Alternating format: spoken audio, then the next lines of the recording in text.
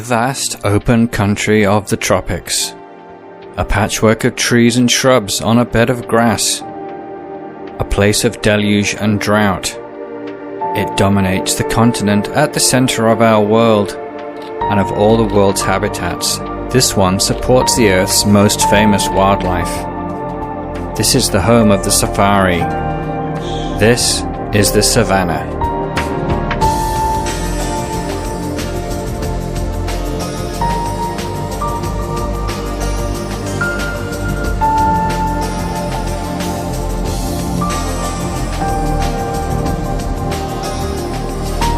The tropics of our planet have two habitats that are instantly recognizable to us. The first of these we have already covered, the tropical rainforest. The other, much drier one, is that of the tropical savanna. Spreading out over vast plains across 3 continents, the savannas of the tropics make up for any lack of biodiversity compared to their richer rainforest cousin in sheer quantity of large mammalian wildlife, feeding on the endless grass and on the animals that eat that grass. When many of you think of savanna, you probably think of the vast, uninterrupted plains of grass such as the Serengeti, so often shown on our TV screens in wildlife documentaries. But savanna is in fact a mix of trees, shrubs and grasses.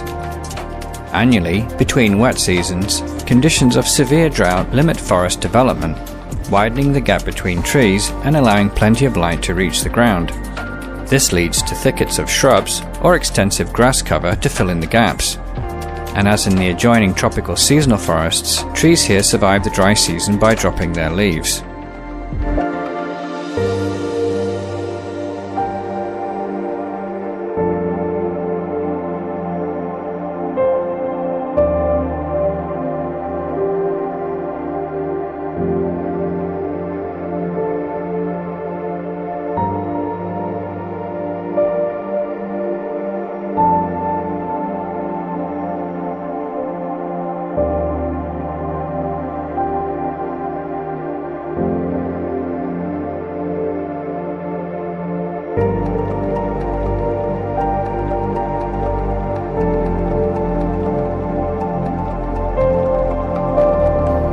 They don't suddenly begin or end, but rather merge into the tropical forests on the wetter side and into scrubland on the drier side.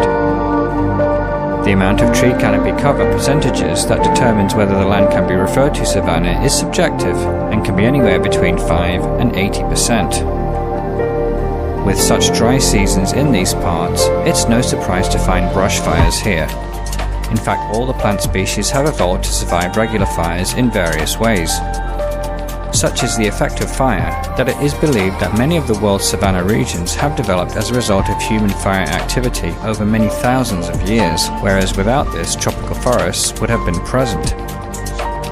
So where in the world do we find savanna?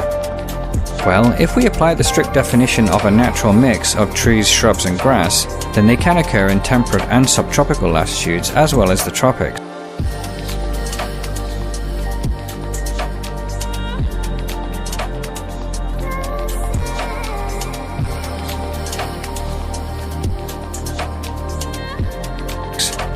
But these areas are relatively small compared to the tropical savanna that dominates the tropics in South America, Australia, and above all, Africa. I'll mention a bit more about these other areas in future episodes.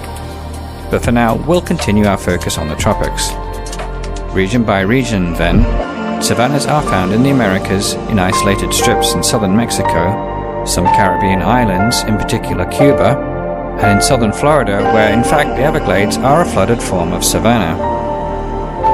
South America has more extensive savannas, including most of the central part of Venezuela, while central Brazil has vast areas of broken woodland in what is known as the Cerrado. The Brazilian savanna is the most biodiverse in the world, with an estimated 800 tree species alone. Skipping over to Australia, and we find extensive parts of the outback in the form of broken woodland, shrubland and grassland that meets the savanna definition, as a wide transition zone spreading across the north and east of the island continent, between the coastal forests and the parched desert interior. Species transition gradually from tropical varieties in the north to more temperate forms in the south in the area shown on this map.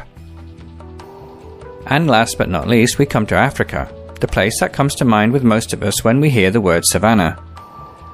This continent is dominated by this biome, extending in a wide band across West Africa through to Ethiopia in the northeast.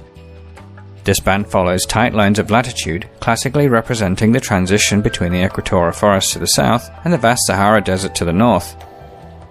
In East Africa, the presence of wide plateau across the equator leads to dry conditions and the formation of the most famous of all savannas, the Masai Mara of Kenya and Serengeti of Tanzania.